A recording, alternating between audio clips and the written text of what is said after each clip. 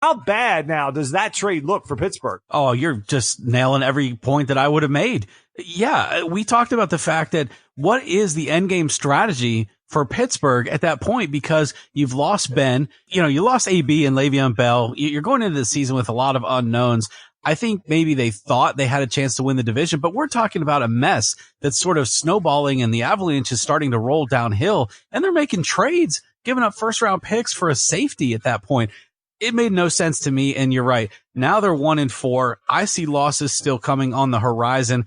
There's reports that Rudolph has started to practice this week, but I mean, my gosh, I don't know if he had a concussion or a near-death experience on the field last week. Juju thought he did. Yeah, Juju definitely thought he was dead. And so I cannot see him playing this week unless this concussion protocol is just some guys heal from it like Superman.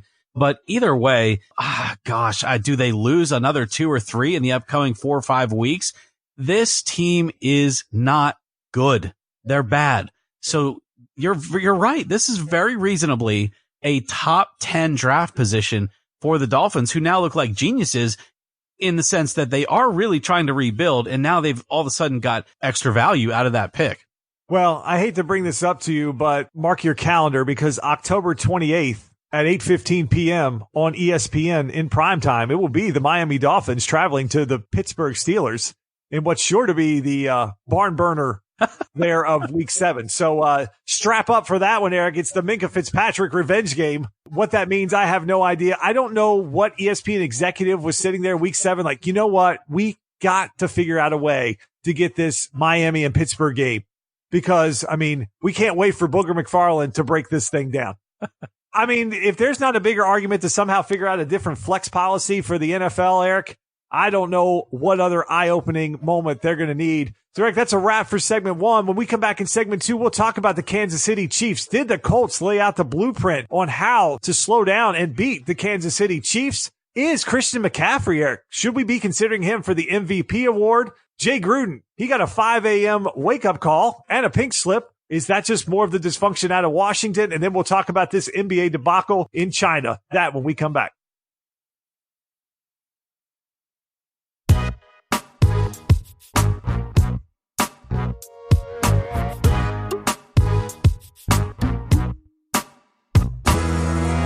All right, we're back. Let's talk a little more NFL. Maybe the biggest surprise coming out of week 5 was what happened on Sunday Night Football, a game that looked like it was set up with all of the momentum going to the Chiefs. Chiefs were in their all red jerseys. It's Mahomes. It's prime time. It's Arrowhead. And they got an ass whooping of seemingly epic proportions as the Colts just ran up and down the field on this Chiefs team. Now, the Chiefs have a litany of injuries, and it only got worse during this game. They already were without Tyreek Hill. Sammy Watkins, as he always does, figured out a way to get hurt early in this game. And then it was defensive loss after defensive loss. Rashad Breeland, I think, is still committing penalties in Kansas City at this point. It was an ugly night for Kansas City, Eric. Maybe the worst games of this Mahomes era, and it's not been that long, but it's hard-pressed to find a game where the Chiefs have played any worse football. Mahomes got nicked up a couple times in this game, just didn't look like the same guy. So with all that being said and sort of the backdrop, this team still could not stop the run. I thought they got very lucky in week 4 to get out of Detroit with a win. It took kind of a freakish 100-yard scoop and score that maybe on the field, if it's called that Kerryon Johnson is down, that play gets blown dead. I think they got a lot of liberty there with what happened in that Saints-Rams game earlier in the year where they blew it dead and they just didn't have it to overturn it, but felt they got lucky in week 4. They aren't so lucky in week 5. So is this just a bad time, a blip on the radar, just a ton of injuries this team couldn't overcome? Or are they a team that's more susceptible to a team like the Colts that can pound the ball on them than we thought? Yeah, this is a team that, to me, if they don't score 26 or more points, they're going to lose a lot of football games. Their defense is really, really bad. They've got a few bright spots, Tyrann Mathieu being one of them, as the Honey Badger continues to do good work out of the secondary. But this team just gives up way too many big plays, and especially in the running game. They just aren't very good on their front 7 at the line. Justin, to me, you had Patrick Mahomes put up a gutsy performance, 321 yards, a touchdown, no interceptions. He did have one, but it ended up being a defensive penalty, and it was a non-play. but his QBR wasn't very good. He did take 4 sacks for 33 yards of loss, and his ankle is a problem. I mean, he got busted up on one play, kept in there, got busted up really good on another play, ended up getting his ankle taped. He put out a gutsy performance, but couldn't get the ball downfield. Now, as you pointed out, Hill and Watkins were not there. So he's trying to do this work with guys that came out of the Frito-Lay's factory, the guys by the name of Pringle. I don't know what's going to happen when the Chiefs can't score 26 points because they had no rushing attack. Williams, coming back from an injury, only had 23 yards. Mahomes himself only rushed for 17. LaShawn McCoy was a non-factor. And then the one time he was a factor, he still, after all these years in the NFL, holds the ball out from his body like he's playing flag football or what. I don't know how that guy doesn't have more experience and smarts than to not hold the football away from himself like that. But he's always done that. So look, bottom line is this Chiefs team is so fun to watch when they're hitting on all cylinders. But right now, they're decimated with injuries on both sides of the ball. And if they can't score a lot of points on offense, their defense is going to give up a lot too. And this is what you saw with Indianapolis, who I got to give them credit. They're a much better team overall than what I thought they'd be, especially with that bombshell losing Andrew Luck at the beginning of the season and what they would make of that. Got to give them credit for being 3-2 at this point in the season. But yeah, they put up a recipe that just pound it. We'll stop the Chiefs from scoring. And if we do that, we'll win this ball game because their defense can't stop us from controlling the game. And Justin, you saw the time of possession in that second half, right? I mean, I've never really seen anything quite like it. We're late in the fourth quarter, and they're talking about the Colts having a 16-minute to 3-minute differential in time of possession. First of all, how are you going to score points if you're the Chiefs offense if you're never on the field? No, that was the takeaway I had, was the struggle with this team to really stop the run. And when you look at how they started the season, they go into Jacksonville, Tyreek gets banged up, but then Foles goes out of that game, and you're bringing in Gardner Minshew for really his first meaningful snaps versus the Chiefs team. He still had a very impressive performance. I think he was 22 of 25 the time he played. And that's when I started, and I talked about it on the show after week 1, of how good is this Chiefs defense when you let a 6th-round pick come in who's only taking preseason starts, and he goes 22 for 25 on you. They were still moving the football in that game. So there's a lot of concerns on this Chiefs team to me from the standpoint of, I think certain teams that have the ability. Now, look, there's not a lot of teams that have an offensive line as good as the Colts. And it took the Colts forever to get there. And poor Andrew Luck's probably like, well, now you finally got it when I don't want to play anymore. But they have an offensive line that can just grind out and run the football down people's throats. But we also saw that Colts team the week before that get annihilated at home by Oakland. It's a very up and down league. It's week to week, but you start to try to look at things that teams do really well or things that teams don't do well. And I think to your point, the Chiefs offense has to really be in that 30-point or above range to give them a chance to win, because their defense is bad. They can't stop the run, and their secondary may be actually worse than their front 7 at this point, because I joked about there at the top with Breland. I think he had 5 penalties in that game. I think he threw the hat trick. I think he had the hold, illegal contact, hands to the face, pass interference. I mean, he just needed to throw in an unsportsmanlike conduct to hit for the cycle of defensive penalties. He was awful, and he was awful in Washington when he was there, and he hasn't gotten any better. And that's some of the guys that they're depending on. And Eric, to further that point, I don't necessarily look at this now as an issue, but here's what I was sitting on the couch Sunday night thinking. This is a team right now that has put this roster together, and they have Patrick Mahomes sitting there with about a $4.5 million cap hit and Tyreek Hill at about $2.1 million. What is going to happen next year when Tyreek's cap hit, I think, goes up to about 17, and we start to talk about Patrick Mahomes, maybe not next year, but the following year when he's extended, maybe with a cap number that starts with a 4 and a 0 and a lot of other commas behind it. Yeah. You think this team looks bad now and that they lack depth? You wait till Mahomes signs a deal that's going to be worth $200 million over maybe 5 years so that he can come back on the market, set the market. And it higher. will too. He's worth that, right? So they're going to have to do that.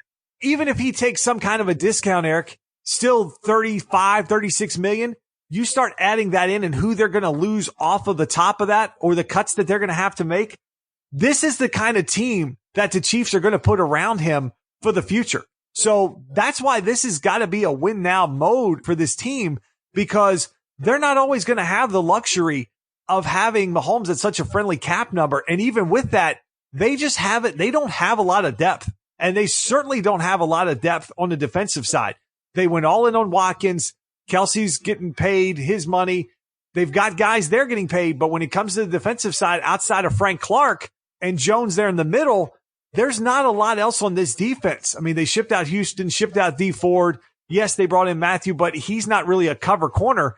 And that's where they were just getting blown up on the outside with Brissett, and then they were just getting the ball stuffed down their throat. So all that being said, I think there are teams that can deploy multiple running backs that have a good offensive line, absolutely can give them an issue at this point. And you look at a team like New England that can come in and game plan week in, week out and hit you with different looks, can go with big sets, can slow the game down, or can speed it up and try to play with tempo and go with more 3 and 4 wide receivers. I think they're still going to give the Chiefs a problem. I think the Patriots are still probably a player away from really being the dominant team in the AFC, but I think there's some cracks in this KC team, Eric, that really showed themselves of some vulnerabilities down the road. That's what I saw out of that game. And the fact Mahomes was banged around, but look, he was on an MVP tear the first 3 weeks with 10 touchdowns. He has slowed that pace dramatically.